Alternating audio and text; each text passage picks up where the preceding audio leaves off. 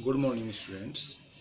आज हम कक्षा 10 में एक्सरसाइज 3.2 का क्वेश्चन नंबर 2 का अध्ययन करेंगे। 2, 3, 4 जितने भी हैं इनमें सबसे पहले ये दिया गया है कि पहले a1/a2 b1/b2 c1/c2 के मान ज्ञात की तुलना करके मान ज्ञात करने हैं और फिर ये बताना है कि रेखाएं प्रतिच्छेदी हैं, संपाती हैं या समांतर है।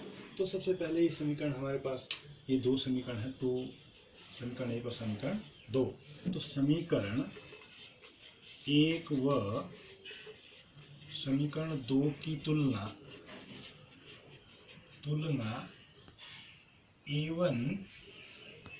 a1x plus b1y plus c1 बराबर 0 तथा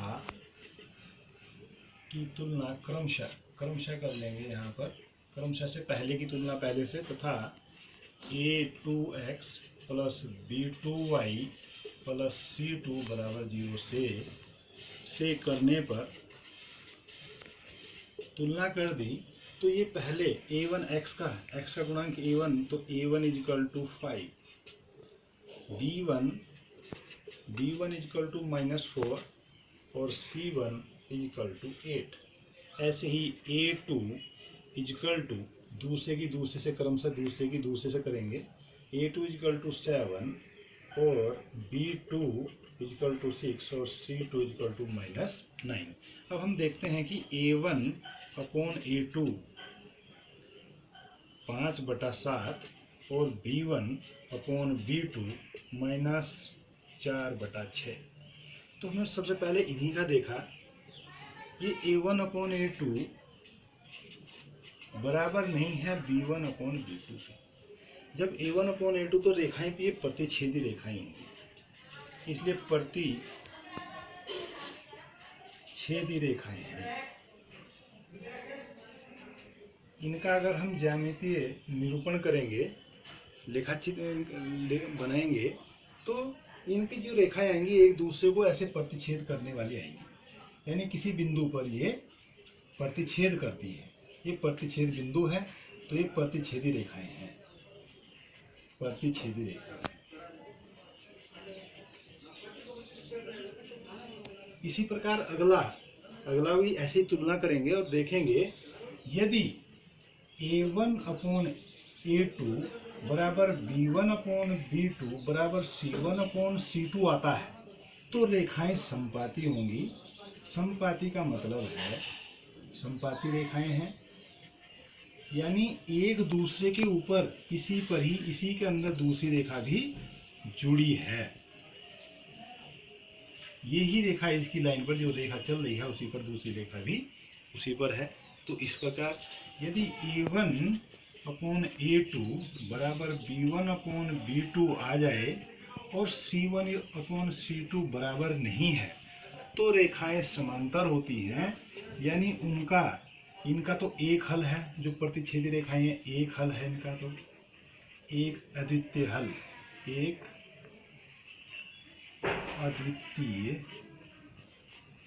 हल है इसका, क्योंकि जिस बिंदु पर ये प्रतिच्छेद करती है, प्रतिच्छेद बिंदु ये है, तो ये इसका x और y को देख लेंगे, पढ़ लेंगे, तो x और y उसके एक हल होंगे।